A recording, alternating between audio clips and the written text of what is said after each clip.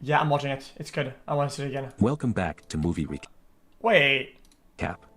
Today I'm gonna show you a 2006 biographical drama film called Pursuit of Happyness. Spoilers ahead. Sit back, relax, and enjoy. It's the wrong voice. The film opens in San Francisco, It's not 1981. bad. The main character of the film, Chris Gardner, sells a medical device for a living. As a daily routine, he drops off his son, Christopher, to a daycare and afterwards heads to various hospitals that might need what he's selling. As Chris narrates, the problem is that he needs to sell at least one device a month to get by, but almost every hospital sees the device as expensive and unnecessary.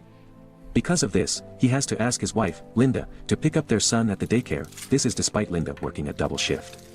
That night, while having dinner, Chris sees a Rubik's Cube, which at that time is still a new toy. Linda asks him if he has already paid the taxes, and Chris tells her that he has to file another extension, making Linda more stressed before going back to work. After Linda leaves, Chris tries to solve the Rubik's Cube but finds it reasonably easy. The following day, while walking down the street, he sees a businessman with a nice car. Chris asks the man what he does for a living, and the man tells him that he's a stockbroker. After Chris comments that the job needs high education, the man responds by saying that it's not required because one only has to rely on his math and social skills. After the brief interaction, Chris narrates that people around him are so happy, asking why he couldn't be like that. The morning after, Chris tells Linda that he's going home at 6 because he will apply to be a stockbroker. Linda thinks it's ridiculous, which is something that Chris does not appreciate. They then argue, with Linda telling Chris that they have 2 months of rent to pay. Afterwards, Chris heads to a brokerage firm to apply. However, Chris leaves his medical device to a street performer because he does not want to go inside carrying it. Chris calls this part of his life being stupid. Sure enough, while he is applying for the job, he sees from behind the boss that the street performer is running away with the device, prompting Chris to quickly leave while carrying the application form. However, the street performer manages to get away via a train. The following day, Chris promises Linda that he will sell the device to not see it anymore. He then brings Christopher to the daycare, where Chris tells him that the word happiness does not have a Y in it, contrary to what is painted on the daycare walls. He then tells his son about his nickname, 10-gallon head, because he's from Texas, where they wear large cowboy hats. Afterwards, Chris heads to Dean Witter Reynolds with a filled-up application form, personally delivering it to Dean Witter's resource head, Jay Twistle. However, their interaction is brief because Jay is in a hurry. After dropping off the application form, Chris sees the street performer and her accomplice carrying the stolen device. Chris angrily chases them, narrating that he has spent his entire life savings on it, so losing one is worth a month's groceries. After chasing the two, he finally gets his device back. However, the problem is that he now has 2 devices, which is a far cry from his earlier promise that he's going to get rid of it. Later that day, sure enough, Linda sees the 2 devices and gets thoroughly disappointed.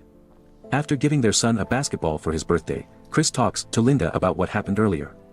But Linda does not want to hear it. In the next scene, Chris talks to Jay while he's hailing a taxi. Chris tells him about the application form that he submitted a month ago, but Jay tells him he has to go somewhere. Chris then takes this as an opportunity to talk to Jay by telling him that he's going to the same place as Jay. Because of this, they both take the same taxi. Oh no. Inside the taxi, Jay is focused on solving the Rubik's Cube while Chris is talking about his skills and personality. Noticing this, Chris asks to solve the cube, and Jay does not believe him. However, Chris finishes the cube just before Jay drops off, impressing Jay. However, he leaves Chris behind, which means that Chris has to pay the fare. Stopping at a stoplight, Chris makes a run for it and successfully escapes via a train, but he leaves behind his device after the train door closes on his hand. That day, Chris calls Linda to apologize for not being on time. Furious that she missed her shift, Linda tells Chris that she and Christopher are leaving. Sure enough, Chris goes home to find his wife and son gone. However, just then, he receives a call from Jay, telling him to write down his secretary's number so that they can talk tomorrow.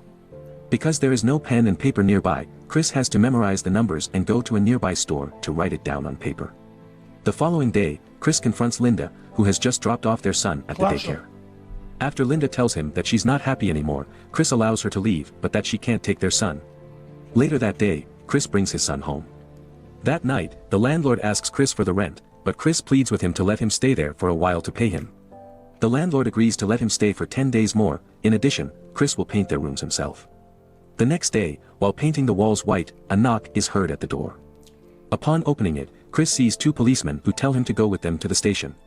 Chris pays for the parking ticket at the police station, but the police officer tells him that it will be verified at 9:30 in the morning.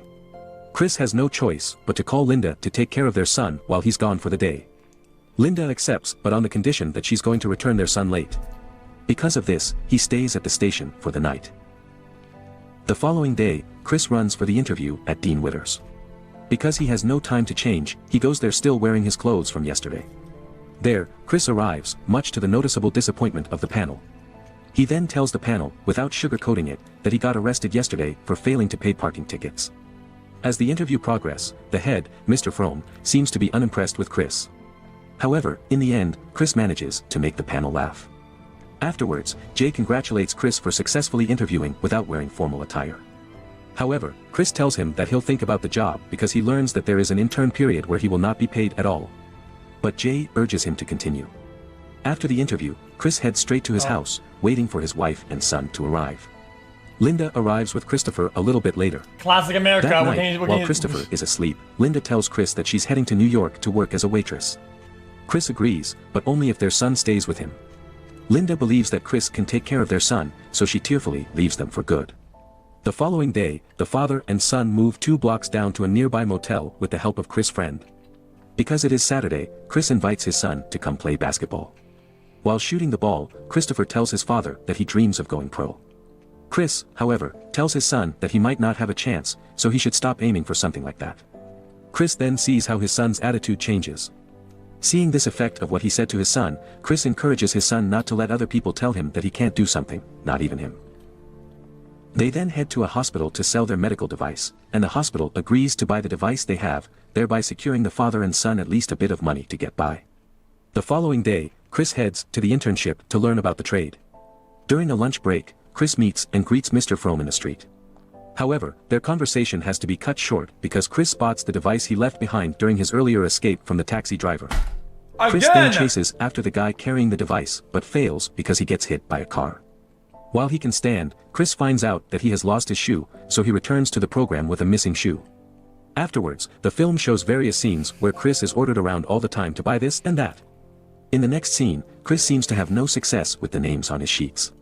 He then decides to immediately jump to the company's CEO in hopes that something might happen with that.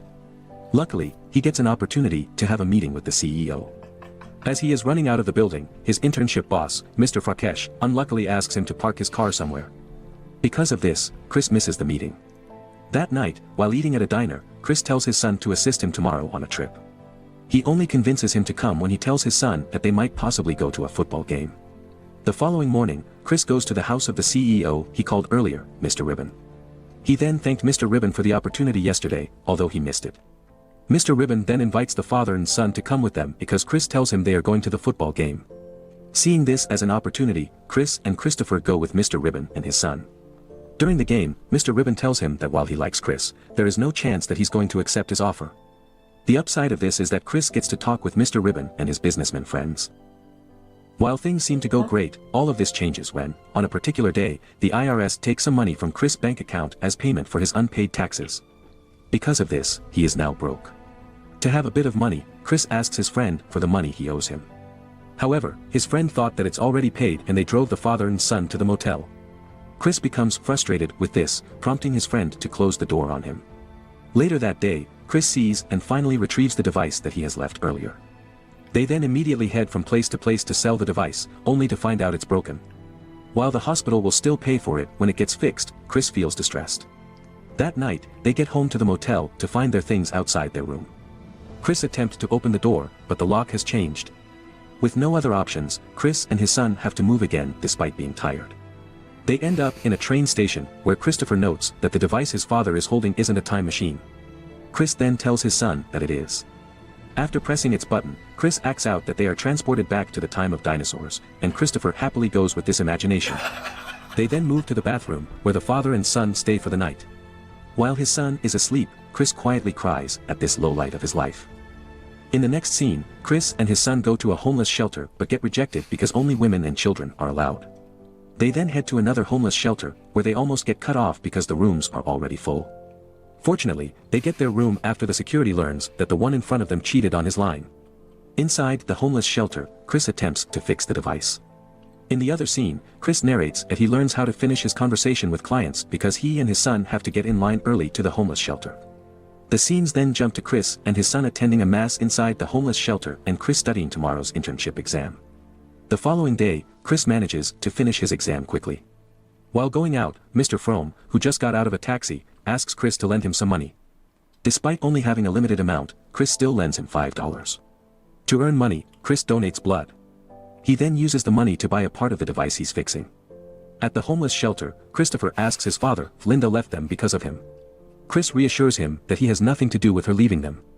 After his son tells him that he's a good father, Chris then successfully fixes the device.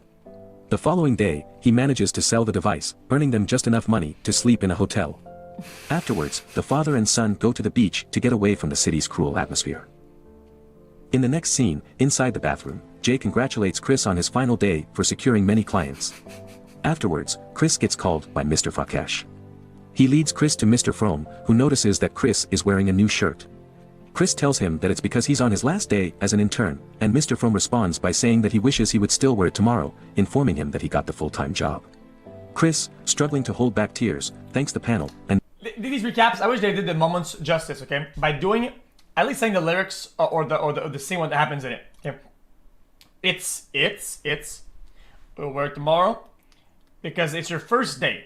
Okay? He says, oh, it's my last day. Work tomorrow because tomorrow is your first day.